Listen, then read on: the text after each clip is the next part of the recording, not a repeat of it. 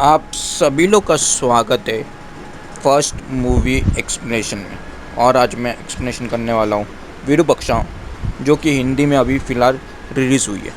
तो चलो जानते हैं उसकी कहानी क्या है। विरूपाक्षा इस मूवी के अंदर एक गांव दिखाया जाता है, जो कि एक रहस्यमय तरीका का गांव रहता है, जिसमें बहुत सारी मौत होने लगती रहती है रहस्यमय तरीके से। और इस गांव के अंदर एक तांत्रिक डॉक्टर को भी दिखाया रहता है और उसकी फैमिली को दिखाते हैं, और बहुत से आदमी लोग भी उधर रहते हैं। जो डॉक्टर रहता है उसका नाम रहता है वेंकट। वो एक तांत्रिक भी रहता है। वो एक शाम वो एक शाम को एक छोटी सी लड़की को अपनी गाड़ी से लेके आया हुआ रहता है। तो एक आदमी उसको देखते लगता है कि वो बैठा हुआ है और बैठ के कुछ मंत्र पढ़ रहा है, और उधर एक लड़की जो कि बेहोश हुई है। तो उसे ऐसा लगता है कि ये लड़की को मारता रहता है, सारे लड़की लोग को। ये तांत्रिक भी है, इसीलिए काला जादू भी करता होगा। तो ये इसे इस गांव के अंदर रहने की कोई ज़रूरत नहीं है, वरना इस गांव का सभी लड़की लोग को मार देगा वो।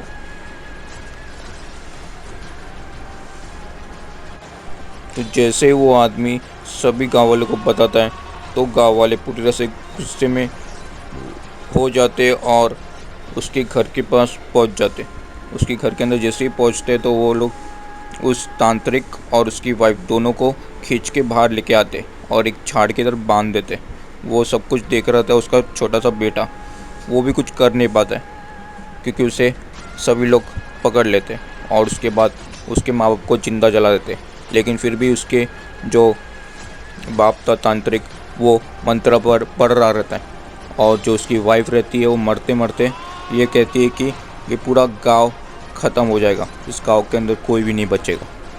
उसके बाद से उस गांव के अंदर बहुत सारी मौत होना स्टार्ट हो जाती है रहस्यमय तरीके से। कैसे हो रहा है, क्यों हो रहा है, किसी को कुछ पता नहीं, लेकिन मौत हो रही थी। उसके बाद कुछ समय के बाद का दिखाया जाता है, जिसमें एक परिवार आता है, जिसमें हीरो की एंट्री होती है। उसका नाम होता है सूर्या। वो उसकी माँ बाप के साथ वो आता है, उसकी माँ के साथ उस गांव में आता है। बहुत साल के बाद वो लोग उस गांव के अंदर आए हुए थे। उसकी माँ बोलती है कि ये गांव बहुत ही ज़्यादा चेंज हो चुका है, पहले ऐसा नहीं था। उसके बाद अचानक से उनकी गाड़ी के ऊपर एक कौवा गिर जाता है, जो कि मर गया रहता है। वो सब देख के एकदम से ज़्यादा शॉक हो जाता है। लेकिन जो सूर्य रहता है वो बोलता है, मैं इन अंधश्रद्धा में विश्वास नहीं करता हूँ, अपशकुन में विश्वास नहीं करता हूँ। उसके बाद उसे फेंक के आगे बढ़ता है और उसकी बहन के घर चले जाते हैं, जो उसकी कज़न बहन रहती है। वो उसकी भी शादी हो गई रहती है, लेकिन उसके कान में बहुत प्रॉब्लम होता है, एक कान में, जिसमें हमेशा वो तेल डालती रहती है या तो फिर कापूस डालती रहती है। और उसके बाद उसके परिवार को मिलती है। उसके बाद थोड़ा सीन और आगे जाता है और फिर दिखाया जाता है हीरोइन की एंट्री, जिसका नाम रहती है नंदिनी। ये बहुत बड़ा ट्विस्ट रहता है, जो कि आगे हमें मालूम पड़ेगा। उसके बाद जो नंदिनी रहती है उसे बहुत बड़ा प्रॉब्लम रहता है बचपन से, क्योंकि उसने कुछ ऐसा हादसा देख लिया रहता है बचपन में, जिससे वो एकदम हमेशा बेहोश होने लगती है और बड़े तक उसकी बीमारी वैसे ही चलती रहती है। अगर उसको टाइम पे इंजेक्शन नहीं मिलेगा तो वो मर भी जाएगी, लेकिन उसे हमेशा टाइम पे इंजेक्शन मिल जाता था। और उसके बाद उस गांव के अंदर एक मेला लगने वाला था, जो कि 8 दिन तक चलने वाला था, जिसमें 8 दिन के लिए पूरी मंदिर खुली रहती थी, रहेगी हमेशा के लिए। लेकिन उधर एक ऐसा हादसा हो जाता है, जिस वजह से पूरी तरह से सभी को हिला के रख देते हैं, क्योंकि उस मंदिर के अंदर एक उसी गांव का आदमी अपनी जान दे देता है। और वो सब देख के उधर के सभी लोग शौक हो जाते हैं। और उसमें से एक जो पंडित रहता है वो बोलता है कि अब देवी माता हम सभी लोग से क्रोधित हो चुकी है, हमें 8 दिन के लिए मंदिर को बंद करना होगा और बड़ा सा घेरा बनाना होगा गांव के अंदर। कोई भी इस गांव से बाहर नहीं निकलेगा 8 दिनों के लिए। लेकिन जो हीरो सूर्या की जो फैमिली रहती है वो लोग इस गांव से जा सकते हैं, क्योंकि वो लोग इस गांव के थे ही नहीं। वो लोग इस गांव से जा सकते हैं। लेकिन जो हीरोइन रहती है नंदिनी, उसकी एक फ्रेंड रहती है जो एक लड़के से प्यार करती है, लेकिन वो इस गांव का रहता नहीं और छोटी जात का रहता है। इस वजह से उसके घर वाले मानते नहीं, लेकिन फिर भी वो लोग चुपके से मिलते थे। और एक दिन वो लोग रात के समय उस गांव से कहीं दूर चले जाते। और फिर सूर्या भी उस गांव से जा रहा था और वो टाइम आ चुका था घेरा बनाने का। तो उस टाइम पे जैसे वो लोग आधे रास्ते तक पहुँचते कि उतने में जो डॉक्टर का एक दोस्त रहता है जो इंजेक्शन लेके आ रहा रहता है, लेकिन उसका रास्ते में इंजेक्शन एक्सीडेंट हो जाता है, जिस वजह से वो सूर्या से मिलता है और उससे बोलता है कि ये इंजेक्शन देना बहुत ज़्यादा ज़रूरी है नंदिनी को, वरना वो कभी भी मर सकती है। इस वजह से सूर्या वो इंजेक्शन लेके उस गाँव के अंदर पहुंच जाता है। जैसे ही अंदर पहुंच जाता है उसके बाद घेरा बन जाता है। इसका मतलब यही था कि सूर्या भी अभी 8 दिन के लिए उसी गांव के अंदर रहेगा, क्योंकि उस गांव के अंदर 8 दिन तक कोई भी बाहर जा नहीं सकता था। लेकिन जो नंदिनी की फ्रेंड रहती है वो उस अपने घर से भाग गई रहती है उस लड़के के साथ, लेकिन किसी को भी उसके घर वाले जो रहते हैं वो बताते नहीं है, क्योंकि अगर बताएंगे तो बहुत ज़्यादा बड़ा प्रॉब्लम हो सकता था। इस वजह से वो लोग चुप ही रहते। फिर से उस गांव के अंदर 2 बड़े हादसे हो जाते हैं, जिस वजह से सभी लोग फिर से शॉक में हो जाते हैं कि क्या हो गया था। और उसके बाद सभी लोग पता लगाने लगते कि सभी लोग घर के अंदर ही तो है ना, या तो किसी ने वो घेरा को नांगा तो नहीं है। तो सभी लोग देखने चले जाते और उस लड़की के घर पे भी जाते, लेकिन उसके घर वाले बोलते कि वो घर के अंदर ही है, जिस वजह से उनको अभी भी नहीं मालूम पड़ता कि वो लड़की वहाँ से भाग चुकी है। और उसके बाद एक दो दिन के बाद उसकी भी लाश उसी जंगल में मिलती है। उसकी बॉडी के ऊपर बहुत सारे मधुमक्खी लोग थे जिन्होंने उसे डस लिया था, डंक मारा था, जिस वजह से उस लड़की की मौत हो चुकी थी। लेकिन किसी को भी नहीं समझ में आ रहा था कि क्या हुआ। और उसके अगले दिन सूर्या की बहन भी मर जाती है। वो एकदम से शॉक में चला जाता है और उसके बाद जैसे ही वो आग देने जाता है उतने में उसे पता चलता है कि जिस कान में उसे पेन हो रहा था वो उस कान में कभी भी सुई नहीं मार सकती, क्योंकि वो कान पूरी तरह से बंद था। तो ये कोई हादसा नहीं है, ये कोई मर्डर है। और वो चला जाता है सब कुछ पता लगाने को, सच का। और फिर एक अघोरी भी दिखाया जाता है, जिससे सब कुछ पता चलता है कि उस गांव के अंदर क्या हो रहा है क्या नहीं।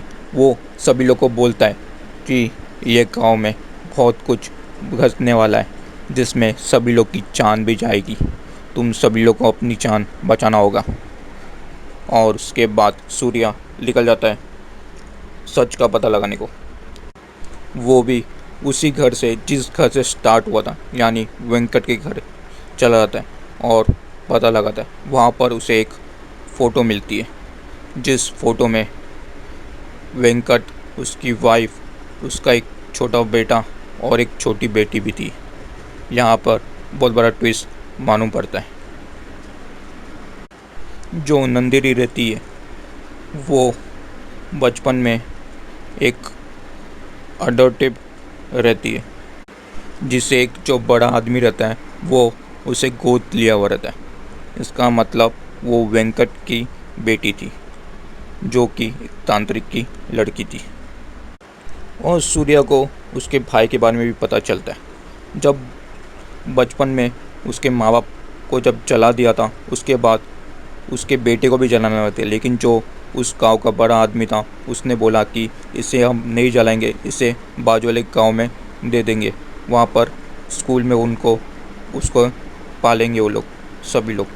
तो उसके बाद वो वैसे ही करता है, उसे बाजू वाले गाँव में दे देता था। लेकिन बाजू वाले गाँव में देने के बाद उसे कुछ दिन तक तो वो रहता है उसी स्कूल के अंदर और किसी से भी बात नहीं करता है और कुछ ना कुछ पढ़ता रहता है, मंत्र पढ़ता रहता है हमेशा।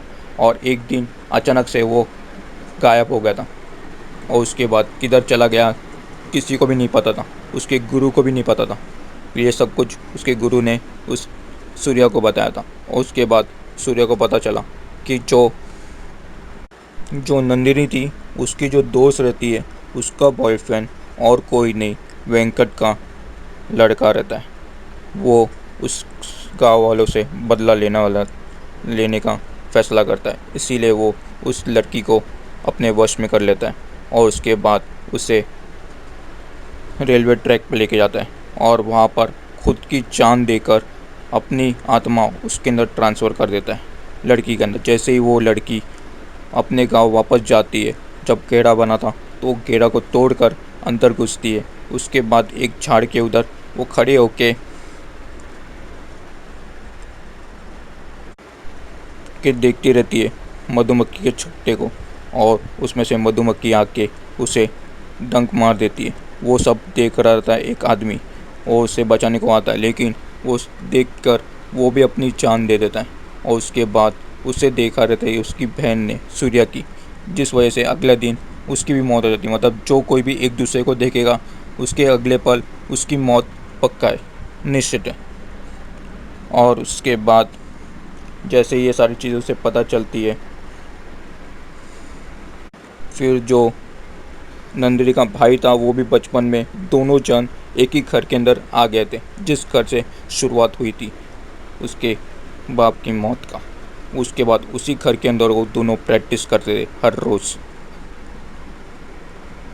तंत्र विद्या की।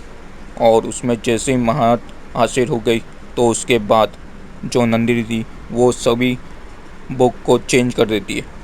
जिसका मतलब अब तक जो कुछ भी हो रहा था नंदिनी और उसके भाई कर रहे थे। उसके बाद उनको दोनों को बदला लेना था पूरे गांव वालों से, क्योंकि उसके माँ बाप उनकी वजह से ही मर गए थे। उसके बाद जैसे ही नंदिनी बेहोश हो जाती है और सभी लोगों को लगता है कि उसके अंदर आ गई है, क्योंकि ऐसा दिखा रही रहती कि वो पोजेस हो चुकी है, लेकिन वही सब कुछ कर रही थी। उसके बाद अचानक से आँख खोलती है और सभी लोग को मारने लगती है। उसके बाद सूर्या बोलता है कि अब मैं ही सब कुछ ख़त्म करूँगा, मैं ही सबको ठीक करूँगा। जैसे ही वो पहुँचता है उधर तक तो देखता है कि जो नंदिनी है सभी लोग को मार रही है और सभी लोग को आग के अंदर डाल रही है। कि उतने में जैसे ही वो उसे रोकने जाता है तो उसका जो भाई रहता है, जिसकी मौत हो गई रहती है, जिसकी आत्मा रहती है, वो उसको सूर्या को वश में करने के लिए आता है, लेकिन कर ही नहीं पाता है, क्योंकि उसके गले में एक लॉकेट था जो कि वेंकट ने अपनी वाइफ के लिए बनाया था और उसके बाद उसकी लड़की पहनती थी।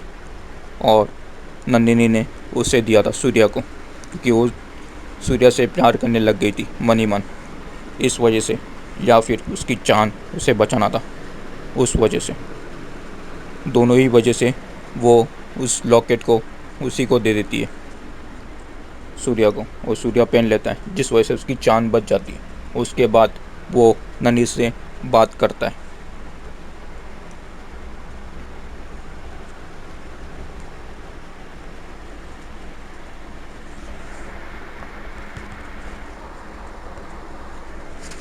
जैसे ही नंदिनी से बात करता है तो उसके बाद उधर चीज़ें बहुत ही ज़्यादा चेंज हो जाती है, क्योंकि नंदिनी को वो बोलता है कि तुम ये सब कुछ क्यों कर रही हो, कि तुम्हारा जो बाप था वो तो तांत्रिक था, तो तुम क्यों ये सब ऐसा कर रही हो।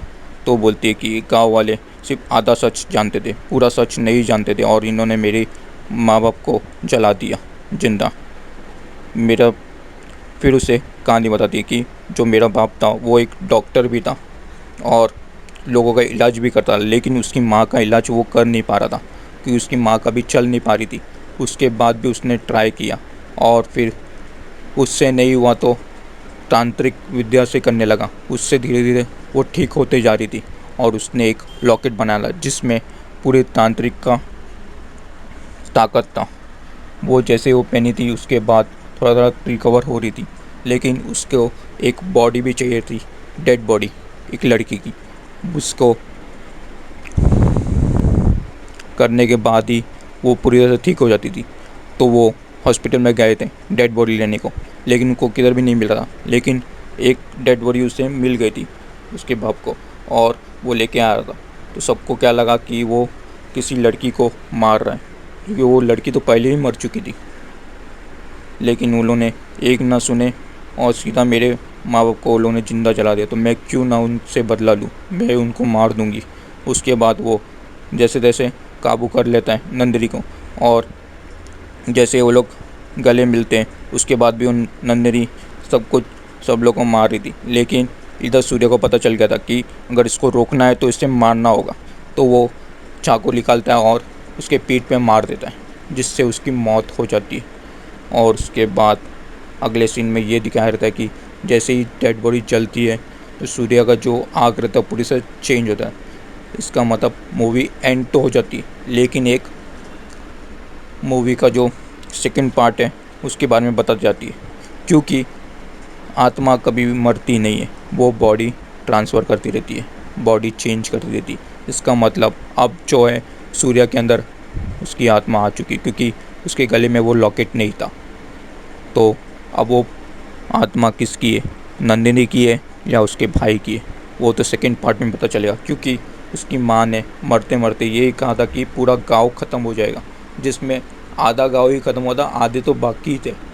तो उसका मतलब सेकंड पार्ट में क्या हो सकता है ये तो पता नहीं, लेकिन अगर बनेगा तो उसकी भी एक्सप्लेनेशन मैं लेके आऊँगा। अगर आप लोगों को ये मेरा एक्सप्लेनेशन अच्छा लगा हो तो लाइक कर देना, कमेंट कर देना, शेयर कर देना, सब्सक्राइब कर देना चैनल को, चैनल पर नए रहोगे तो।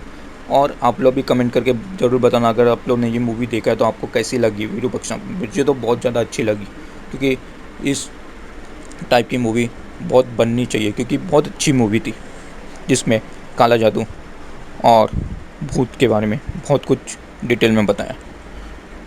आशा करता हूँ आप लोग को ये एक्सप्लेनेशन अच्छा लगा हो। मिलता हूँ आपसे नेक्स्ट एक्सप्लेनेशन में। Till then bye.